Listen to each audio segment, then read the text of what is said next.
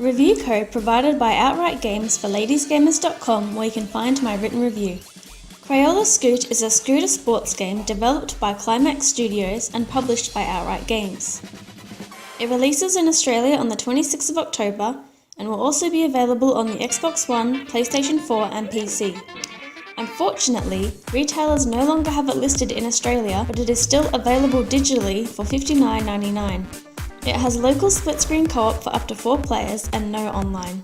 It supports dual Joy-Con and Pro Controller, and 4-player split-screen even in tabletop mode, although again, I'm not sure who would want to do that.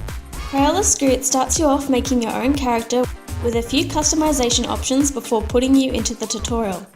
Here you'll learn the controls and about how to spread paint around. As this is a Crayola game, the scooters release paint after you boost, grind or do tricks.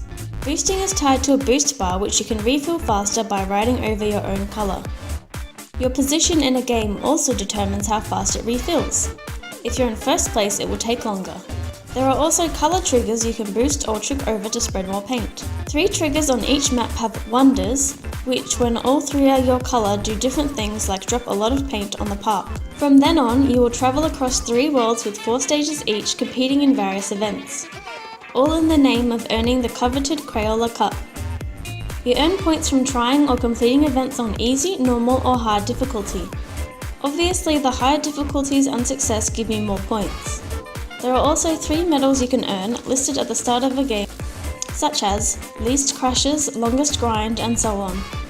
Each time you level up, you will receive a challenge from the next person on the leaderboard, after which you will earn new clothes and scooter parts to customize your appearance and stats. It takes a little bit of time to get used to the controls, as tricks are done with both the left and right stick while in the air. If you press straight forward when going up a quarter pipe, you ride on top instead of getting air. While more complicated tricks will take some time, after the tutorial you can practice them in an anti-gravity area, it wasn't hard for my little sister to pick up. From previews, I saw it looked a little janky. In the full version, it's a lot more common to stack it either from not landing combos, tripping over something, or going too fast into a wall. There are still points in the game when I land on an angle not possible in real life, but for the most part, it's far more accurate.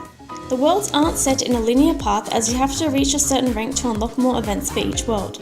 The game mode the other characters challenge you to is Scoot, in which they set a trick combo you have to beat. If you can't beat someone's combo, you get a letter added to Scoot. If that happens 5 times, you lose. If they fail, then it's your turn to set the combo. For the first 2 characters it seemed like they weren't even trying, but after them I had to become even more familiar with the game to beat Catcher and beyond.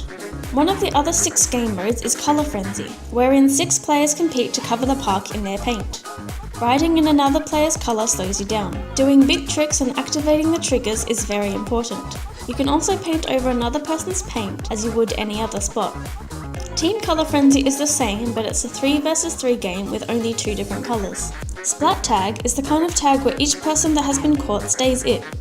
So if you're it, you have to directly scoot into another player. In single player, you might have to avoid being tagged an entire round or start off as the tagger. As with any other mode, the opposing player's colour slows you down, making avoiding the tagger's bright green important.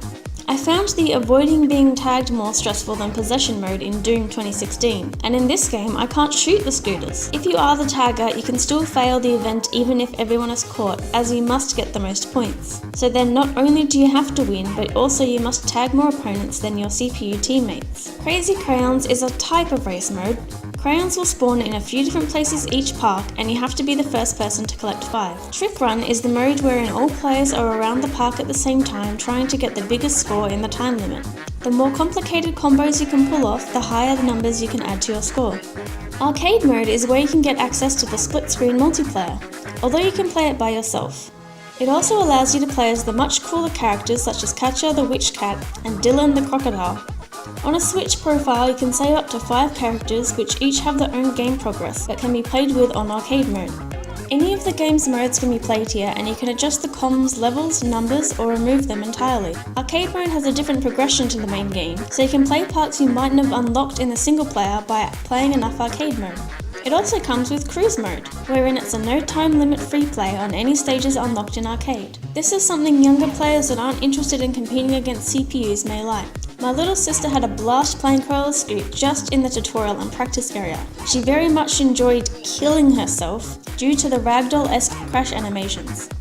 I imagine she'll try the main mode soon as she wants to dress up her character. I'm a little disappointed that we can only make human characters when the other characters are a lot cooler. Crayola Scoot has plenty of stages and game modes. I do wish there were a lot more tricks, as there's only about 10 different ones in this game. It's perhaps not the best option for adults wanting a wheel sports game. Having the split screen option makes it a great game for families, especially those who aren't yet interested in paying to play online games. It's definitely a good kids game and will provide them with some challenge if they feel like taking it on. I give Crayola Scoot a 7 out of 10.